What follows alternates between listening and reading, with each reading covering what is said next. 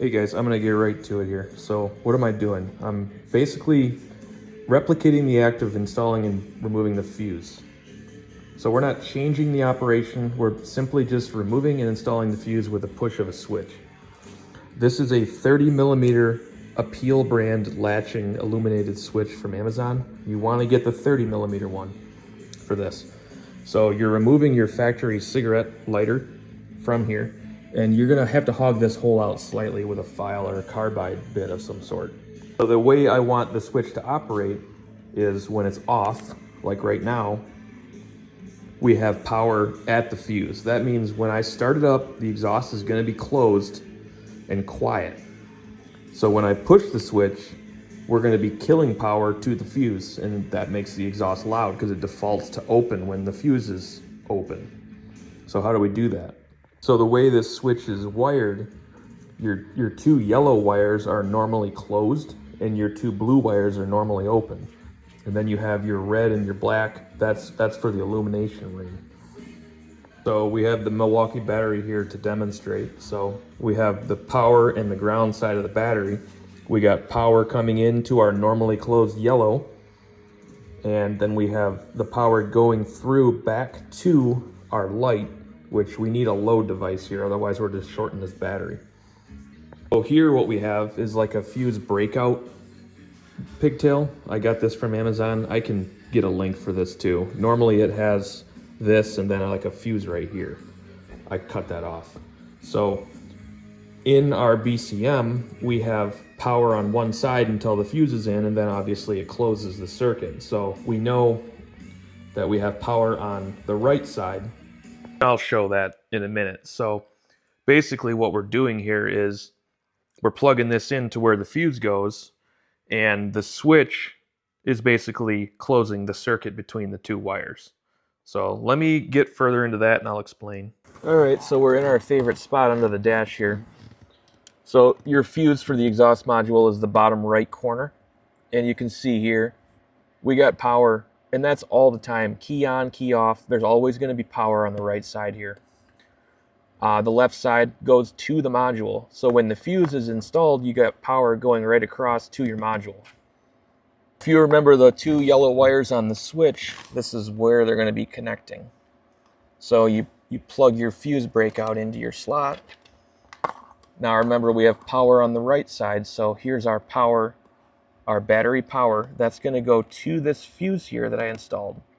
Again, you can buy these on Amazon because you're still going to want a fuse here because you've removed the factory fuse. You still need some sort of protection here. So we have a 10 amp in here. Power out of the fuse slot into our fuse. That's going to go through here, out here. We're going to run that up to the yellow on our switch. It doesn't matter which one. Coming out of the yellow on that switch, we're going to run that back, and we're going to go to the left side. And that's going to close the circuit and make our exhaust quiet. So how do we get illumination on the switch? So if you remember, when the switch is off, the circuit is live, the exhaust is going to be quiet. It's acting normally until you get to whatever 3,500 RPMs or whatever the factory setting is. So when you push the switch, you want the ring to illuminate so you know the switch is on. Because these are very hard to tell when they're on or off. They don't really go in that far. What I've done is I took my normally open side, the blue, and I hooked that to the power side of our illumination ring. So now if we take this other side and hook it to constant battery power, like our right side slot, our fuse slot there, yeah, it'll work. Let me get it set up here so it lights up. It'll work, and then you push it, and it, you know, the fuse is now live. You're off, you push it, it lights up, it's on. But when we turn the key off, it's going to stay on all the time. So basically you want the other side of your normally open circuit here to go to ignition power. So let me show you where I'm going to get that from. Go back under the dash here. If your car is like mine and you have gauges, you've probably already heard people talking about tapping into the seat heater fuse because that is an ignition 12-volt source. You might already have one of your fuse taps. So I'm going to rob power from that because I already have a whole harness situation going on here. But you could find another ignition 12-volt source, but these work really well for that. So I'm going to get this whole thing wired, and then I'll explain exactly what I did. So I might as well talk about wiring while we're doing this project here. So the fuses I got were from Amazon. They're a Nilight brand. These are really easy to find. They're cheap. If you were to try to go into the parts store and buy one of these things, you're not going to get one that is this nice a quality to begin with. This is a weather pack seal. You're going to probably pay $8 or more for one of those. I think I paid less than $20 for all of these. You can use your non-insulated butt connectors, are one of my favorites right now. Especially when you can get a kit that comes with the ratcheting crimps. These work really good for being just cheap Chinese garbage. And then you're going to want to get your own dual-walled. I like the 4-to-1 dual-wall heat shrink. And I'll tell you why I do it like this now, because you can get your regular butt connectors from, you know, Harbor Freight, anywhere really. You get these. I've seen a lot of guys crimp these, and they poke a hole in the heat shrink, and or they won't even heat shrink them at all, and then you'll get corrosion in there. So I prefer this way. You can also use like a soldering iron too and solder, but you're going to find when you solder a connection, it becomes very rigid. And if you're doing something that you're moving around, you can potentially crack the solder. So this is an easy and cheap way to do it. For stripping wires, this is just a Quinn wire stripper from the old Harbor Freight. Thing works pretty good. So, and then of course we have just regular old 3M electrical tape. And then we got some of this Red Wolf from Amazon. This is like fabric tape, kind of to mimic the factory harness. Okay, so here we are now. This is going to plug into our exhaust module fuse slot. We know we have power on the right side. Power is going to go into our fuse and out. So, because I want the switch to be off, in that's quiet mode, we're going to use the normally closed wires, which are our yellows. Because when the switch is off, we're closed circuit. Now, if you wanted the exhaust to be loud and then you press the button to be quiet, then you just simply use your blues instead. So this will fit in perfectly. We'll get this wired up and we'll discuss where we're going to hook up our ground and all that stuff. So if you took your time and, you know, cut things and made them fit real nice and routed it accordingly, you're going to end up with something pretty clean like this. And I ran this loom here for the gauges, and I just kind of tied in the wiring with that loom of wires there, up and around behind the carpet here. It gets tucked up in there. These two red wires are basically what's going to go to the yellow wires on the normally closed portion of that switch. So we're going to tuck them up under the SRS module bracket and continue on.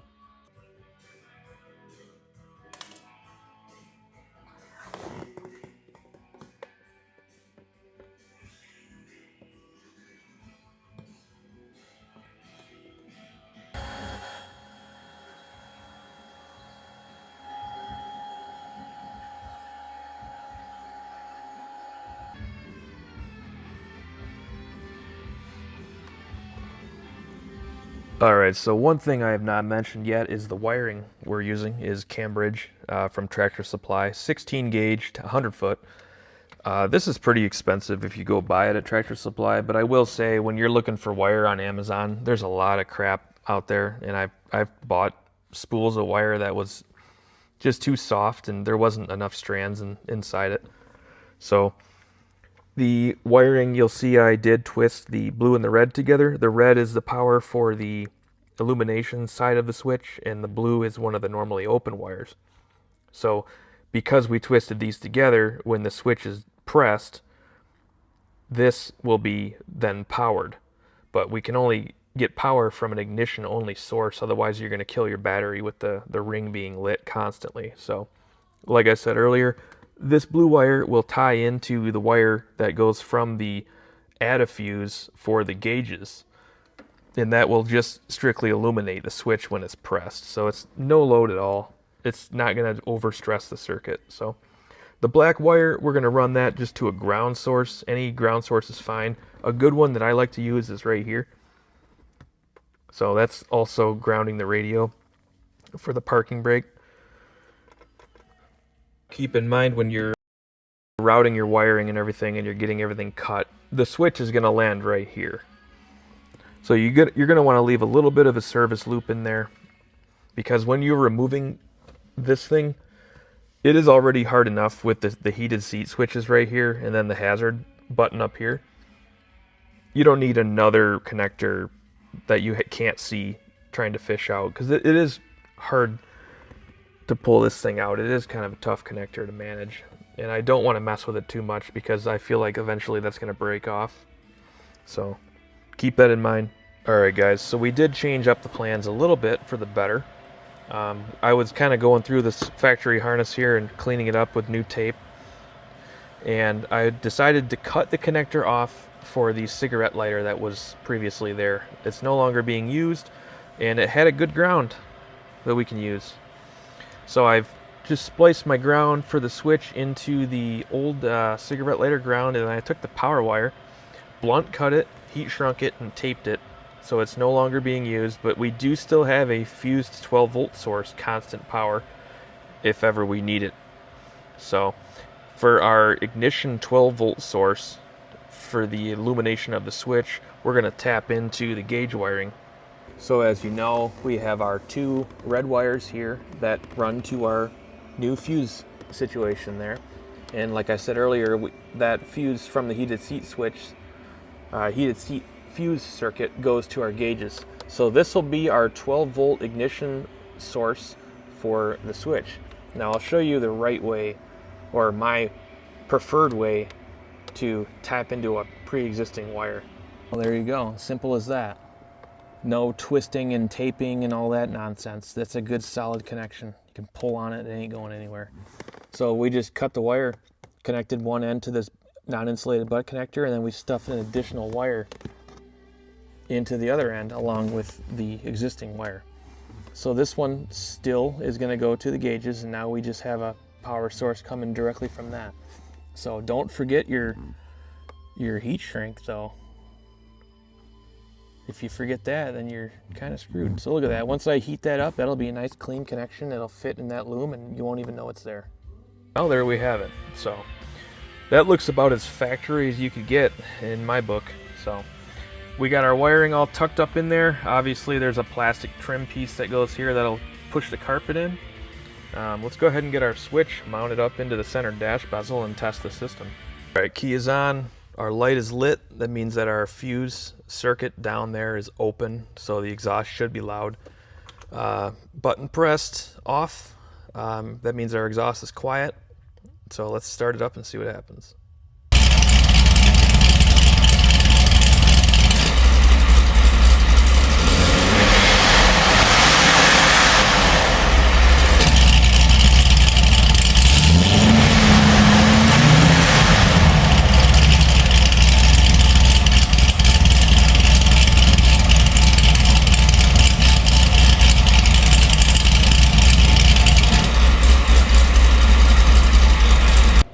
Just in case you're wondering, the illumination when it's on and the ashtray is closed, it's not bad. You don't really notice that when you're driving. It almost looks like a reflection off of the temperature control knob, so nothing big there. Well, hopefully you found something useful out of that video. I didn't go through the entire, theory and operation of how that system works, because that's really not related to what we're doing here. We're just trying to get a switch so we can turn it on and off. It doesn't change the operation of anything. It still operates exactly the same if the switch is off as the factory would. I just got tired of pulling the fuse, and then you start driving home late at night, and all of a sudden you're the only one on the road, and your car's super loud, and you can't really pull over and stick a fuse back in that easily. So that's just a nice way to do it without burning the car down. We didn't twist wires together and tape them. We didn't use T-taps and all that kind of garbage. So this, to my knowledge, is probably going to be the most detailed and best video and the best way to do that. There is also the foot switch that you can do. I know there's companies that sell that. It mounts to your dead pedal. That's a nice way to do it too, but you really don't have any illumination with that, and it's something you can see on the pedal. And I don't know, I think the hidden switch in the ashtray is the best way to do it. So ask any questions and I'll try to get to them as best as I can. One last thing before we end the video is If you don't already have an add a fuse in your heated seat slot, you can buy a kit from Amazon. Go figure, you know. This looks exactly the same as the kit I bought of fuses. These are just add a fuses. There's a bunch of different styles in here. You got your minis, your micros, your standards. The Corvette uses the mini style like this. Basically, you're going to plug that into your heated seat fuse slot. And I believe that's also 10 amps, so you'll stick a 10 amp in here, and the heated seats will work just as they would from the factory. But then you get an additional slot here for whatever auxiliary power source you want to run. So stick another 10 amp in there, and then now you have a 10 amp fused source of ignition voltage that you can use to power the illumination circuit on your exhaust cutout, you know, button. I don't recommend using this plastic butt connector that they come with. Just snip that off and do a better, you know, crimp. So that should get you going for your fuse ignition 12 volt source. Obviously, don't get too carried away with that circuit. You don't want to use these to power a bunch of things. You only want to use them to power things like backlighting or, you know, switch lighting, stuff like that. You don't want to go hooking this up to your heated seat circuit and then start powering fog lights and stuff like that. I mean, if you're going to run some heavy load devices, you're going to want to add a new fuse and a new relay just right out of the gate. So that should get you going though. Any questions, like I said, let me know.